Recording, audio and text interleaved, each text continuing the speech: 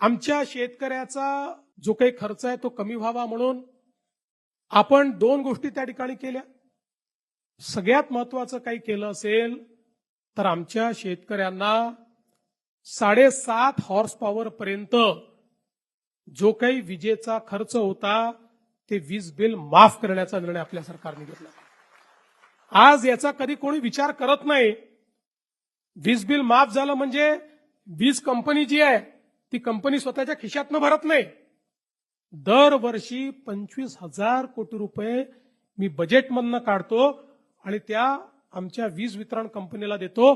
कारण ते जर दिले नाही तर MERC सांगते की जे इतर ग्राहक आहेत त्या सगळ्या ग्राहकांवर हे 25,000 कोटी लोड करा, त्यांचं विजेचं बिल वाढवा आणि त्यांच्या खिशातनं ते वसूल करा. आणि म्हणून दरवर्षी 25,000 कोटी रुपये हे आपण वीज बिल माफीच्या पोटी देतो.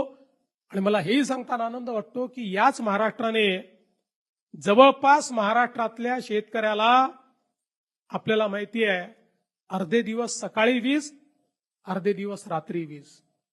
इतक्या मोठ्या प्रमाणात रात्रीची वीज आल्यानंतर शेतकऱ्याला काय अडचणी त्या ठिकाणी सहन कराव्या लागतात आपल्याला माहिती आहे. आपण सौर कृषी वाहिनी आणि सौर पंप अशा 2 योजना आणल्या.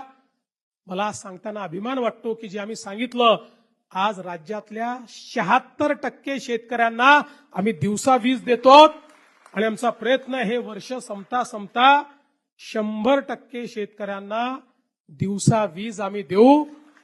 आणि 8 तास आम्ही देतो. 10 तास जायचंय, नंतर 12 तास जायचंय. दिवसा 12 तास आमच्या शेतकऱ्यांना त्या ठिकाणी मोफत वीज देण्याचा निर्णय आम्ही करतो.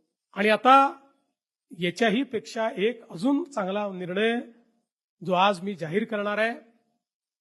आपल्याला कल्पना आहे की 7.5 हॉर्स पॉवर पर्यंत आता तुम्हाला बिल येत नाही, पण तुमच्या प्रत्येकाच्या नावाने जुनं बिल आहे. प्रत्येकाच्या नावाने आहे, ते खात्यात आहे, लिहून ठेवलं आहे. कधीतरी वसुलीला येऊ शकतं. आणि कुठलंही दुसरं कनेक्शन घ्यायचं झालं तर तो लाईनमन चेक करतो तुमच्यावर तर आहे जुनं बिल, मिळत नाही तुम्हाला.